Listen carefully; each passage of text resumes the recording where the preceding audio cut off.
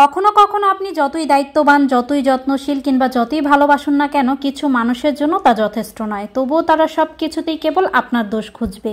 আর এই কাজগুলো কারা করে জানেন? যারা আপনাকে ভালোবাসে না, আপনার জীবনে আসে শুধুমাত্র প্রতারণা করার জন্য। আর এই প্রতারকগুলোকে আপনি কখনোই চিনতে পারবেন না। এদের কথার ধরন এত বেশি সুন্দর থাকে যে আপনাকে এত ভালোবাসার ভাবে কথা বলবে যে আপনি কেন কেউই ধরতে পারবে না যে আপনার সাথে প্রতারণা করছে।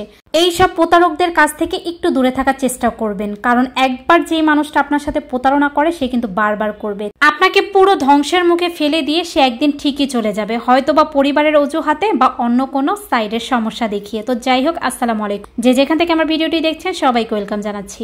তো আজকের ভিডিওটি সকালে নাস্তা থেকেই শুরু করেছি। তো প্রতিদিন হচ্ছে রুটি বানানো হয়, তো আজকে হচ্ছে পাউরুটি ভেজে নিয়েছি তেলের মধ্যে, আর হচ্ছে ডিম পোস্ট করে নিয়েছি, আর এখানে হচ্ছে চা করেছি। তো আপু আর ভাইয়ারা সবাইকে একটা কথাই শুধুমাত্র বলবো যে কোনোদিনও কারো উপরে নির্ভর হবেন না, কাউকে নিজের পৃথিবী বানিয়ে দিবেন না, তাহলে দেখবেন আপনার পৃথিবীতে বেঁচে থাকাটাই কষ্টের হয়ে পড়বে।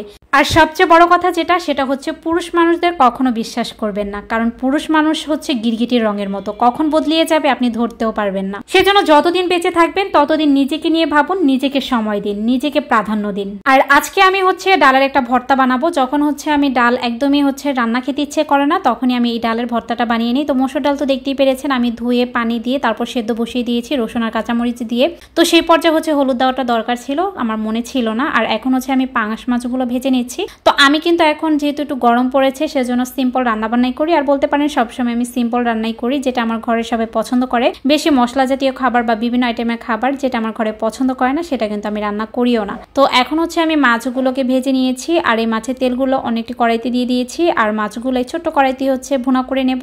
আজকে আর আলু টমেটো কিচ্ছুই ব্যবহার করব না। আর ফ্রিজে দেখলাম একটা করলা এভাবে পড়েছিল, সেজন্য এটাকে আমি চারফালি করে তারপরে হচ্ছে পেঁয়াজের সাথে ভেজে নিয়েছি। এটা হচ্ছে মাছের মধ্যে দিয়ে রাখবো। আর এখন হচ্ছে আমি একটু পেঁয়াজ বাটা দিয়েছি, তারপর হচ্ছে আদা রসুন বাটা দিলাম, আর এখন ঝোলের পানিটা দিয়ে দিয়েছি, মানে মশলা কষানোর জন্য ঝোলের পানিটা দিয়েছি। তারপরে যা যা মশলা লাগে সবই দিয়ে দিলাম। এখন হচ্ছে মশলাটা কষিয়ে নেব, তারপর হচ্ছে ঝোলের পানি দেওয়ার পরে আমি হচ্ছে মাছগুলো দিয়ে দেবো। তবে সবসময় আমি যেটা করি মশলাটা একটু সময় ধরে কষিয়ে নিই, কারণ মশলাটা কষিয়ে নিলেই কিন্তু রান্নার স্বাদটা ভালো আসে। তারপরে এই তো আমি পানিটা যখন বলক চলে আসছে তখন ভেজে রাখা মাছগুলো দিয়ে দিলাম, আর উপর থেকে কিছুটা কাঁচামরিচ ফালি করে দিয়ে দিয়েছি। আর এখন হচ্ছে আমি এই তো ডালটাকে বাগার দিয়ে নেব, মানে ভর্তা করে নেব।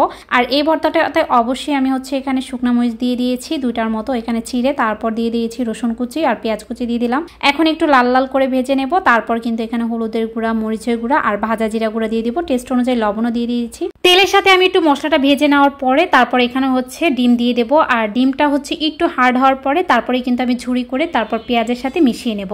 আর এই তো মিশিয়ে নেওয়ার পরে এখন হচ্ছে আমি 1-2 মিনিট একটু ভেজে নিয়েছি, তারপর কিন্তু আমি সিদ্ধ করা ডালগুলো দিয়ে দিয়েছি। তারপর সবকিছুর সাথে ডালটাকে মিশিয়ে বেশ কিছুক্ষণ ভেজে নেব। আর ঘরে যদি ধনিয়া পাতা থাকে তাহলে অবশ্যই ধনিয়া পাতা দিবেন, তো আমার ঘরে ছিল না সেজন্য আজকে স্কিপ করেছি। আর এদিকে কিন্তু আমার পাঙাশ মাছ ভুনাটা হয়ে গেছে, উপর থেকে একটু ভাজা জিরা গুঁড়া দিয়ে দিয়েছি, তারপরেই তো নামিয়ে নিচ্ছি। আর এদিকে আমার ডালটাও কিন্তু হয়ে গেছে, তারপর আমি একটি প্লেটের মধ্যে নিয়ে নিচ্ছি। তো আজকের ভিডিওটি কেমন লেগেছে অবশ্যই কমেন্ট করে জানাবেন। আর সন্ধ্যাবেলা মা মেয়ে মিলে একটু আনারস মাখা খাচ্ছি। তো সবাই ভালো থাকবেন, আজ এখানেই বিদায় নিব, ধন্যবাদ।